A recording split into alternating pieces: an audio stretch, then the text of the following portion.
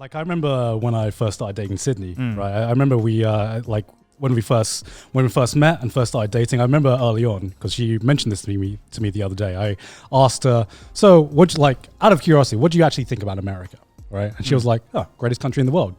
And I remember was she dead ass? No, she was dead. Okay. She came from like imagine it. She came from like a small town in the Midwest where you know when you first started. Yeah, when I first started dating her, right. 5-6 years ago. Right. Shit, 7 years ago now actually.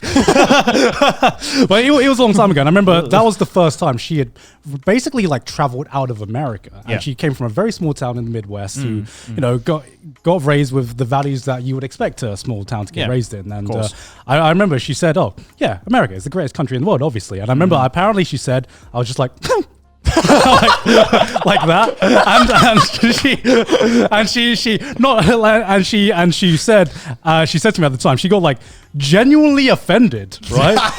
she straight up, she got like genuinely angry at me at the time for doing that. She was like, "What do you mean? Why?" And why did you make that sound? She said to me. And I was like, "So what constitutes the greatest country? And why is America the greatest country?" And she was like, "Oh, land of the free, isn't it? We got freedom." And I was about to say, second, I'm like, you know, because like I was about to say, I was like, if she's about to drop the freedom bomb, like I don't know what I can say to that. No, because it's to me at the time it was just like living up to the stereotypical patriotic American. Because like you know, America is a good country, you know, but like my issue is the more I travel, the more I'm just like, is there a greatest country in the world? And there's no way you can define the greatest country in the world. And otherwise everyone would be living there. Yeah, exactly. Right. And to me, patriotism as a British person is just so weird. Like you see it, I see like American patriotism where, you know, not saying every American like this, but like especially some of the Americans I met who were raised in small towns, especially when I go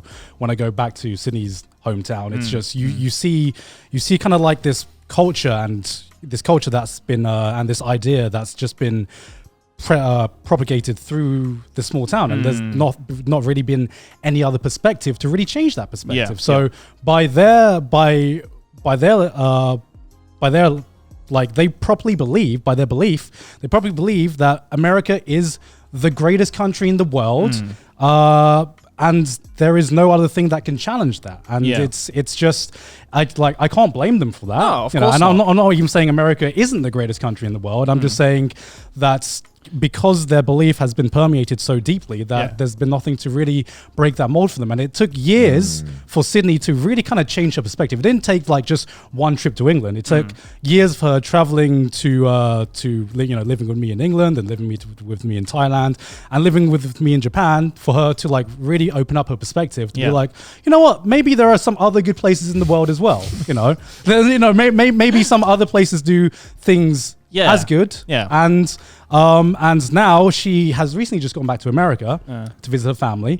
And she's like, wow, I really don't fit in here anymore. Really? Yeah, that's it felt weird because she told me that she just didn't feel like as settled as she used to be, just because she had like, she feels like an outsider almost. Yeah, I definitely got that when I was back in Wales last time. I don't know. It's, you know, I love my hometown and I love my friends, but you definitely feel like, because you've been doing so many things and exploring so many different cultures, you definitely feel like, God, I must sound like that weird fucking GAPS student who come back. Like, I've traveled the world now. I'm better than all of you. It's because I really don't want to sound like that. Yeah, no, but it does open your perspective a lot, and you do think like, oh shit, like it really does make you look at stuff in your tiny town a lot different, and you know how homogenous it is. The tiny town just feels so much more tinier. Weirdly. And it's like, and you know, again, like I don't blame like Sydney or anyone from like the small towns who think that way, because again, like I feel especially in America, it really is just like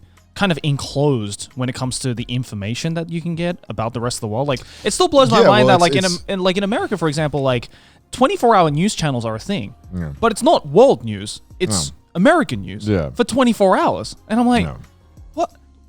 It's just insane to think like this. For one, there's so much news happening in America that you can just constantly run news stories. But also like there's just so little access or ease of access to information outside of America. Same in the UK though, really. We get trickle downs from America. We don't really get to see a lot of inside America. Like we you know, a lot of British people don't really know many of the states outside of the very famous ones. Oh, well, I'm sure it's the same in Australia as well, though. Stuff like that. And we have very rudimentary knowledge of outside of Europe, really. But do you guys have like world news on your TV? Yeah, we world do. news. We do. Yeah. But like world news is just mostly. It's mostly the Middle East conflict that like, stuff that we fucked most up, of the really. time. Right, Stuff that we had a hand in. Yeah, fair enough. It's rare that we hear anything about Japan or Asia in general, unless like something massive. Well, because of the Olympics normally. But Yeah. Because BBC scarcely reports on Japan. Like I have the BBC app and I used to have like the Japan section. They don't do like an article every like 3 days on Japan. Oh, really? And it'd probably be quite high profile stuff in Japan. Yeah. Or very Yeah. wacky. Whoa. They open up a new store with M&Ms. Whoa. Whoa. Yeah. But also I do think as well, the fact that a lot of people think one of the reasons why people probably think America is terrible is, you know, in the UK and also in Japan, I feel this as well. A lot of this like bad stuff and injustices, if you will, in the UK and I think Japan as well, probably don't get as much spotlight as they do in America. And also everything is fucking filmed in America. True. Literally everything is on camera in America. True. So like I feel like it's way easier to catch the stuff that makes your country look fucking insane. Yeah. When you know, there's cameras all the fucking time capturing everything. And I feel like one of the main reasons why we see so many insane stuff for America that looks good and you hear about all these horrible injustices that have been done is because there's just so much video and there's so much attention brought to it by the media. I mean, it's also as well the fact that like, you know, just simply the population difference is one thing as well. But it's also, again, it's just like that whole cultural mentality, or I guess like group mentality of like, it's me versus the world. You know, not so much because, like, you know, it's very much an individualistic society where it's like I'm the center. I think we have that in the UK as well to some extent. I think the UK way more. I think it's definitely like that's definitely one of the biggest differences between East and West that I've felt living in both different places. Yeah. And like, you know, whereas in Japan it's like, oh, I don't want to stick out too much because otherwise a camera might get stuck on me. But it's hard, right? Because on one hand you get a society where, you know, everyone's comfortable, nobody oversteps their boundaries, but everyone's fucking miserable. So exactly. So it's like, you know, you can't have this utopian ideal Japan without also having a depressed society where no one can have fun. And I feel that's like the problem right now is that like, regardless of if you're an individualistic society versus a collective society, there's still shit that happens. Yeah, like the stuff I love about the UK is also, I'm near certain the stuff that I love is also the reason why we have a lot of the stuff I don't like about the UK. Yeah, exactly. You know, I mean, same thing with Japan, right? Yeah. Exactly. So it's you don't get the good things without the bad things. There's no perfect country. At the end of There's the no day. perfect country, and I don't think there's a perfect Denmark's system just like either. hello, allow me to. Switzerland is like. But also, I love that. I read an article that was like people who live in Denmark that are unhappy are extremely unhappy because they're supposed to be the happiest country on earth. Right. Yeah. So the people who get sad there or their life isn't going the way they want, they feel more depressed because they're supposed to be in the happiest everyone place around on them earth. is happy. Yeah, because it's supposed to be in the happiest place on earth. Right. You can't fucking win. Like no matter what goes wrong, you can't win. But I think obviously if that also depends on if you can afford to be healthy and all that stuff. So that all changes. Obviously. Yeah. Being healthy is pretty good. Are you guys patriotic? No. Only in like sport, I guess. To Wales? Yeah. Wales, Like pretty much yes. the most patriotic I get is towards sports. Yeah. I think. But like you have to okay, so I think Wales patriotic and being in the UK is a very different. how often do you get to be patriotic about Wales?